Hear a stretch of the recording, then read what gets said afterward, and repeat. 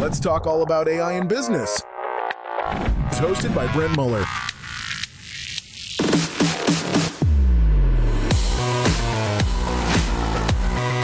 Welcome to the Future Proof Podcast.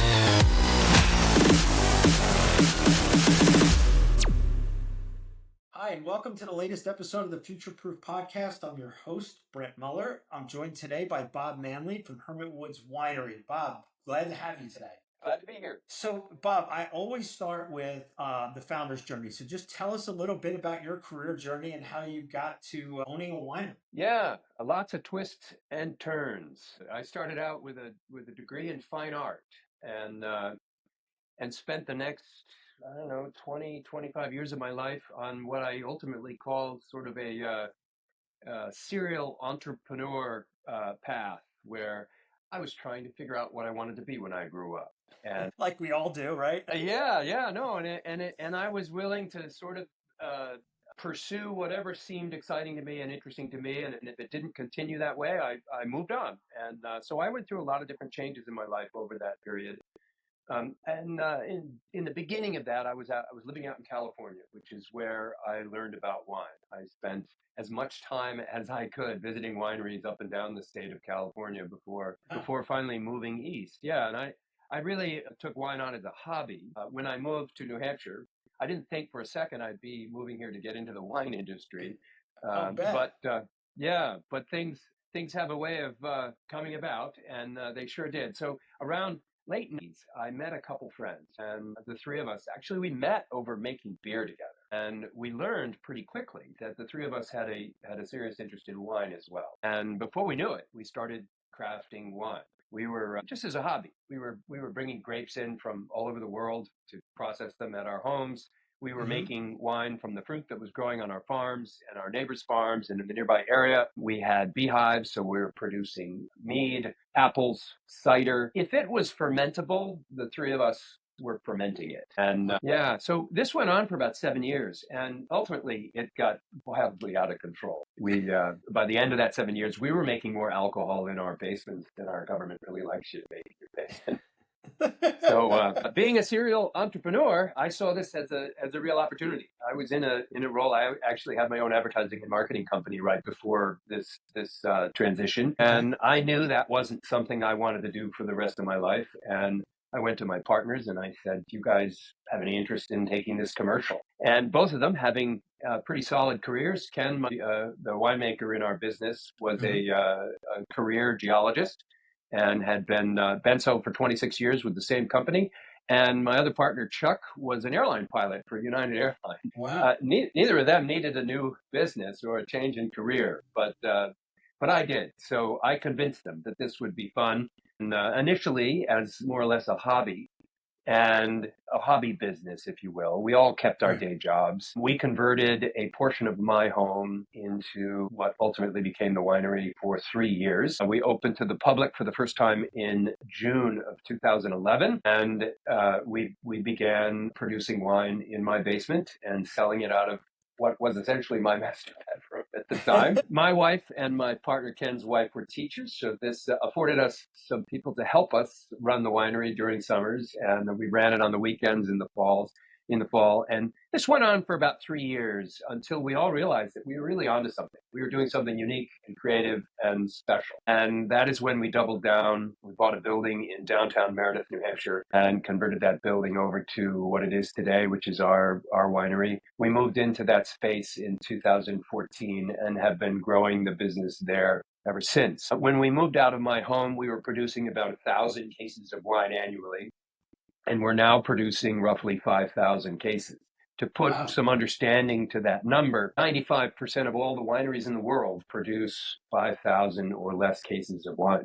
That's craft winery, craft winemaking. You asked earlier about what's artisanal winemaking. That's it. Right. It's at a scale in which the winemaker can actually have their hands in the process of making that wine from the moment the fruit comes into the winery to the moment that the bottle goes out as a bottle of wine. So we've committed to stay at that scale. We have no interest in becoming a production facility. We're going to remain craft artisanal. We've grown our business in other ways. We added a full service restaurant in 2018.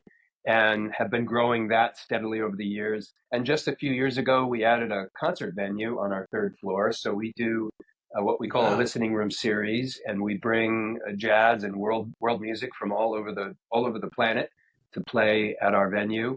So it's allowed us to grow our business in other ways while sticking to the true craft of winemaking. Quite frankly, Ken wouldn't have it any other way. If he needed to come out of the wine cellar for more than a few hours a day, he wouldn't be a happy man. He ultimately transitioned from being a full-time geologist to now being a full-time winemaker during this past 14 years, 15 years. That's fantastic. He still does. Yeah, he still consults. He travels the world as a consulting geologist. That was a passion of his that has not gone away. Chuck has indeed stayed an airline pilot, which he should. That's his passion. And he's never been a full-time member of the business, but has always remained in the background and helped us in the planning and decision making. The three partners are all still involved. That's fantastic. Yeah, and interestingly enough, we still spend as much time together outside of the business as we do in. Maybe even more sometimes. So we're still friends, which is great. That's not often the case in partnership. And it's not often the case. So kudos to you. That's fantastic. Thank you. Yeah, so that's a little bit of background. I will tell you in a little bit. So we're a winery in the middle of New Hampshire, one of the last places most people would think a winery would exist. Yes. Yeah, exactly. So let me give you some background. When we decided to become a winery, we had a couple choices to make. I don't know if you're familiar with the term Vitis vinifera, but Vitis vinifera is the scientific name given to the classic wine grape. If you drink wine, my guess is you're drinking Vitis vinifera. It's the grapes that grow in the wine regions of the world, California and France and Spain. It's a Mediterranean climate fruit, and it doesn't grow here in New Hampshire. And we decided right away we're not going to try and make wine from fruit that doesn't really belong here. So we decided we're not going to make classic wines. We're not going to make Merlot and Cabernet and Pinot Noir, wines that everyone in the world is so familiar with, because we wanted to make wines that were about here. There are hybrids. Hybrids are a cross between Vitis vinifera and Lambrusco, which is the North American grape. Not well known for its winemaking capabilities, but when crossed with Vitis vinifera in the 80s, they learned that we could create these varieties called hybrids that had some of the characteristics of Vitis vinifera and could grow here in New Hampshire. Relatively early on, we decided that wasn't for us either. Okay. I wasn't in the game to become a farmer, and I wasn't about to acquire land and to put in acres of vines and farm those vines. And also, a lot of the people growing these hybrid grapes in this part of the world are finding they're having to do a lot of spraying to keep those grapes happy and make them commercially viable. And that's also something that didn't interest us. So it left us with the only remaining choice to make wine from the fruit that grows here in New Hampshire. But there was one real challenging problem to that. And that is that Ken and I and Chuck had traveled all over New England trying wine made from blueberries, blackberries, raspberries, elderberries, and all of the fruit that grows here. And quite frankly, we didn't really care for any of it. It didn't ring true to the wines we fell in love with when we learned about wine from California or France or the wine regions of the world. So we set upon ourselves the task of how could we craft wine from the fruit that grows here, but craft it in such a way that it drinks like the classic wines that you and I are familiar with from the wine regions of the world. So that means dry, complex, food-friendly, barrel-aged, able to lay down in the cellar and improve with time, embodying all of the things that we know and love about classic wines that we drink from other parts of the world. So that's been our mission. I believe I'm pretty safe in saying that we're probably the only winery in the world that has taken this path. We're not the only winery to make wine from fruit other than grapes. There are lots of those. But like I said, most of those wineries are making a wine that's generally sweeter, generally unlike the wines that we're familiar with from the wine regions of the world. That's not been our goal. We really want to craft wines that we can enjoy like we've enjoyed wines all our lives. And that's been our mission. And I hope someday that I get to meet somebody who actually is doing what we're doing, because it's pretty lonely here. We don't have a book to reference. We don't have any recipes. We don't have anybody to go to and say, we're struggling with this. What can we do? How do we solve this problem? We got to solve it ourselves. We got to figure it out. And that's a lot of trial and error. It's a lot of trial and error. So just to give you a reference, we produce about 35 unique brands every year. Ken produces over 100 different wines every year. Wow. So 70% or more of our wines are trial and error. They're learning. They're trying different techniques, trying different types of fruit, different blends, different temperatures, different pressings, different yeast. You name it. There is an almost infinite number of variables that we have to explore if we're really going to solve this equation.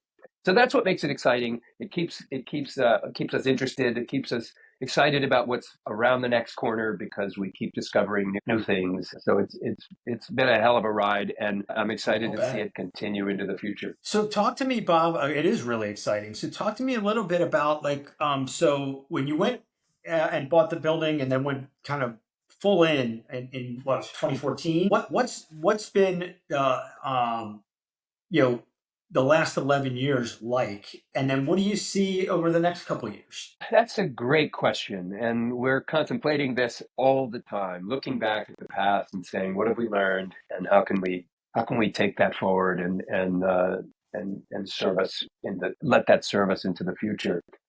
A couple things that stand out. First of all, people who really appreciate wine typically only understand wine that is made from grapes. So we've had a huge barrier to being accepted in the traditional wine world because typically wine like we're making is not really accepted.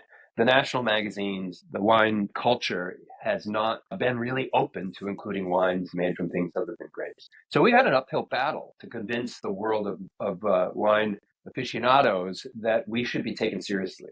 The good news is that we've had some real success. We had a chance, actually, we got invited to a very special wine event that takes place every year, put on by a wine journalist in Pennsylvania, where he invites what he thinks to be some of the best winemakers on the Eastern Seaboard to come together once a year as a wine-centric conference and share their wines with one another. And 2 years ago, we were the first and only winery ever invited to this event to bring wines that were made from something other than grapes. And we blew people away. They were like, it's almost hard to imagine being possible. Ken presented his 2 wines in front of this group and got a standing ovation from 20 winemakers from around New England. So we're not New England, the Eastern Seaboard, from Virginia all the way up to New York and beyond.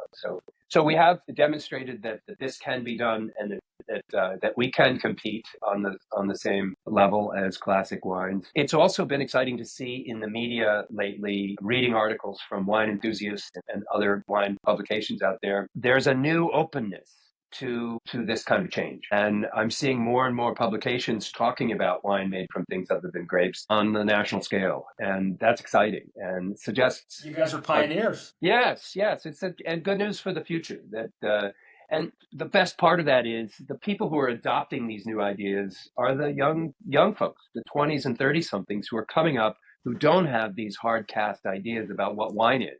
Right. People my age understand wine as something that's made from grapes in Napa, California, or in Bordeaux, France, not from Meredith, New Hampshire. Yeah. So we still have some work to do. There's a lot of people my age out there who need convincing.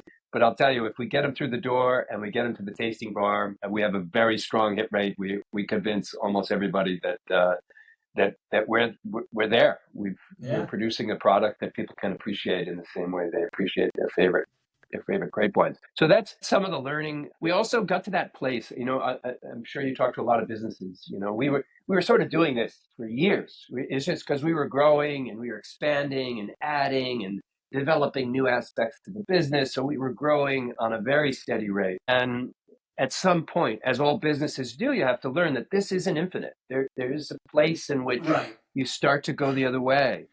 And 2020 was the year for us, as is the case with lots of other businesses too. But so we didn't feel alone, but it has been a roller coaster ever since 2020. We, of course, had our worst year ever in 2020. We survived. We came out of 2020 in the black, thankful for some assistance from government programs to help us do so. Otherwise, we might not have made it. But we did come out of 2020. And many others, yes. Right. 2020, by 2022, we were having our best year ever by something like 30% off the rails. So everybody bounced back from 2020 to just want to explore everything and hit the trail. And so all of a sudden we're busier than ever. And then we've been on this, that could not be sustained.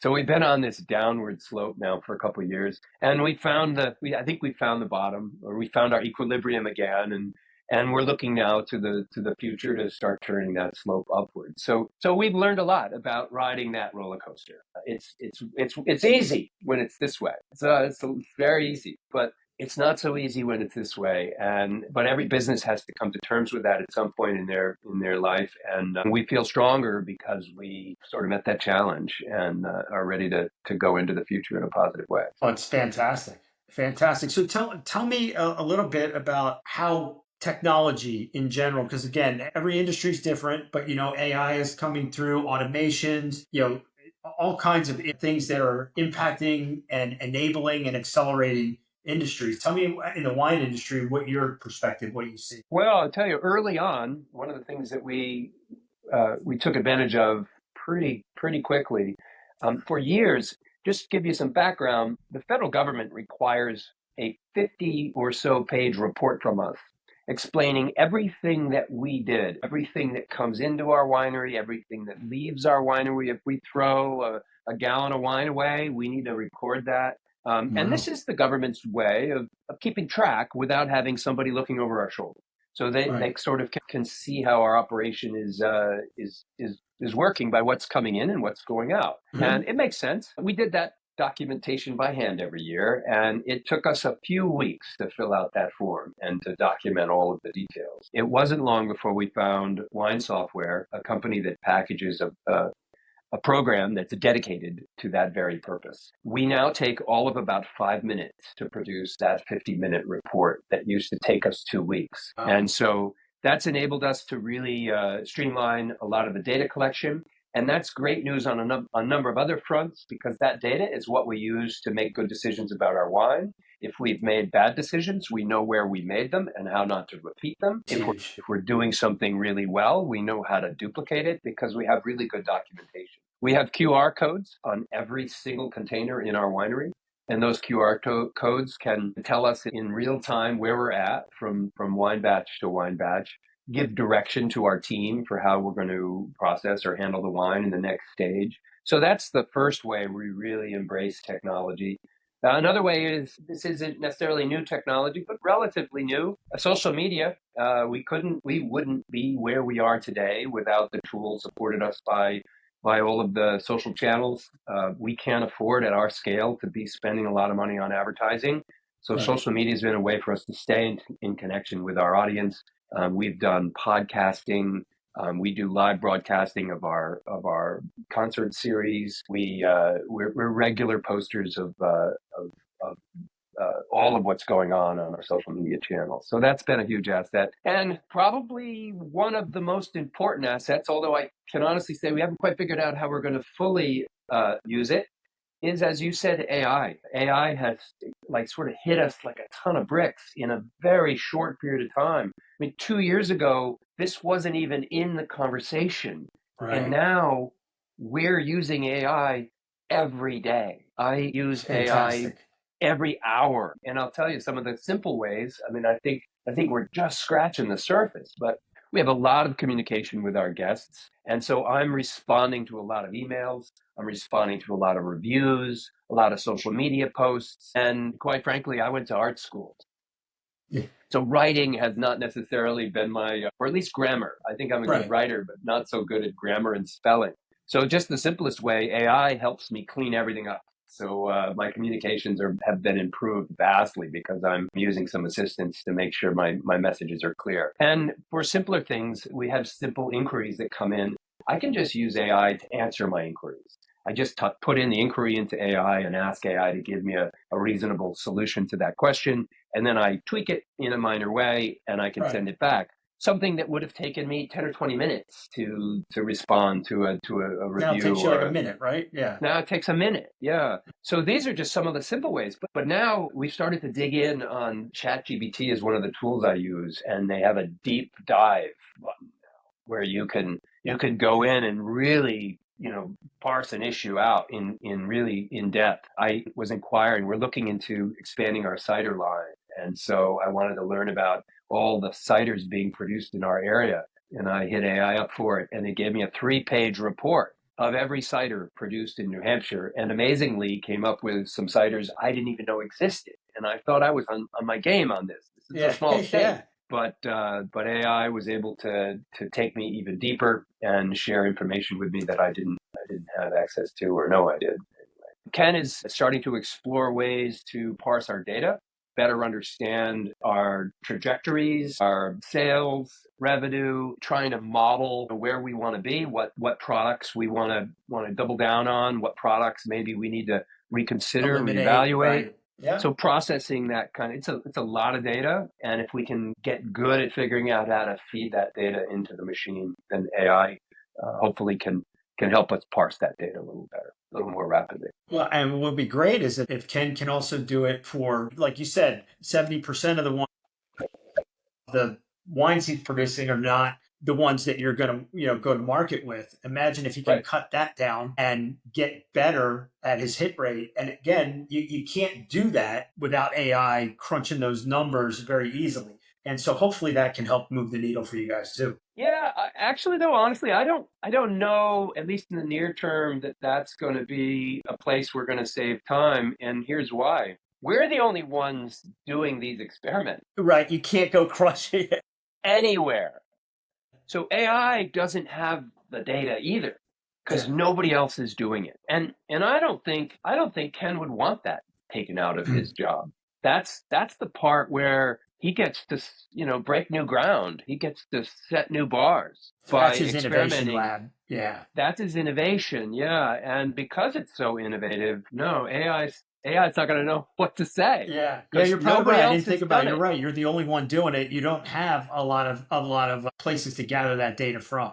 And it's probably not enough data within your own to move the needle much. Right. AI needs a lot of data to crunch. Right. And we're an anomaly as it is. I mean, like I said, there are other producers out there doing what we're doing, but relatively few in the industry. So AI's got a lot of catching up to do to catch up to where we're at. Yeah. But that doesn't mean, Ken's looking at chemistry analysis all the time. So, chemistry is chemistry, no matter what fruit you're using. So we can use AI as a way to understand our analysis of pH and acidity and sugar and how all of these things relate to taste and everything else. So we are able to use AI in that way, but I think the experiments are going to keep coming, and I don't think Ken would want it any other way. Good. All right, Bob. So tell me, so the industry is obviously evolving, right? You guys are kind of pioneers in the artesian spot for, like you said, the non-grapes. Any other insights that you see in the industry as we look forward? Well, I think, again, to piggyback on what I said earlier, I think in the next 20 years, we're going to see the wine industry transform in ways we probably can't even imagine today. And that's for a lot of reasons. One, as I said, younger people coming up have a whole different set of expectations and rules around what qualifies as wine. Everything's possible in their mind, right? Yeah. Yeah. And climate change, whether you're wherever you stand on it, you can't deny the effects that have happened to farmers in the last 20 years. 100%. Things are changing. For whatever reason and why they're changing, that's for another debate. But there's no doubt they are changing. We've watched, we've been doing this for 20 years. We've been working closely with farmers who produce the fruit that we use and seen anomalies happen that haven't ever happened before. So because of that, and it's not just us, read about all the producers out in Napa. It's getting too hot in Napa. Napa producers are starting to buy land up in Washington State because the wines they're producing down in Napa are getting too hot. They're getting too high in alcohol. There's too much sugars being produced. So the whole industry is grappling with how do we affect our products based on these kinds of changes. And we're, I think, really well positioned because we're working with a much broader diversification of fruit. We have the ability to be more diversified in where we acquire our fruit. We work with multiple farmers. If this has happened for us lots of times, if our regular producer of apples has a bad year, we can go over to Vermont and pick up some apples from another producer. So we can move around. We're not stuck to a vineyard that's situated in a specific area. Yeah. So I think you're going to see, because of that reason alone, an acceptance in the wine industry to broader diversity of products. And the definition of wine is going to evolve, which I think is good because Yeah. there's no reason, why, if you think about it, it's about the experience, it's about the taste and the enjoyment. And it's not about what it's made from. It's about what the experience you have with the finished product. Yeah, absolutely. I mean, you could go just across the alcohol spectrum alone and see how much diversification has happened. 10, 15 years ago, it's probably only 10, but like you talk about the seltzer explosion, you talk about the craft beer explosion, right? There's no reason that wine isn't going to have the same thing. So I totally get it. It is having it. This last 10 or 15 years has been a craft beverage mecca. The mead industry, making wine from 10 years ago, I would take people on tours and I'd ask, how many people have heard of mead? I'd be lucky if one person raised their hand. Yeah. Today, I'd be lucky if one person didn't. Yeah. Or I'd be amazed if one person didn't. So the mead industries, 20 years ago, we maybe had 50 meaderies in the country. Now there's 700 or 800 meaderies. We surpassed for the first time about 5 years ago the number of breweries in this country since Prohibition. Wow. It took 75 or more years for us to rebound back to the number of breweries that were producing beer in the country. So, and that's just happened recently. So beer, wine, spirits. 10 years ago, there were no spirit producers in New Hampshire. So now I think we have 10 or 12 spirit producers in this state. Yeah. So, and that's exploding everywhere. It's exploding. So, and we're all partnering. We partner with Tamworth Distillery, another spirit producer about 20 miles from here. We partner with Stone-Faced Brewing, and we're sharing barrels with one another and sharing our taste profiles with each other so that we can learn how we can benefit from each other's experience and using each other's products to benefit each other's outcomes. So yeah, there's a lot. This is an exciting time in the craft world for sure. Yeah, it's amazing. All right, I told you I was going to ask you. Tell me something that Bob, the founder, uses to cut your time down. You already gave us a couple examples. Anything else you use AI for? I think I fleshed it out pretty good. I'll tell you, I can't say that I'm not at least thinking about the possibility of when I'm going to get my first AI wine associate. And I'm sort of joking, but I'm sort of not.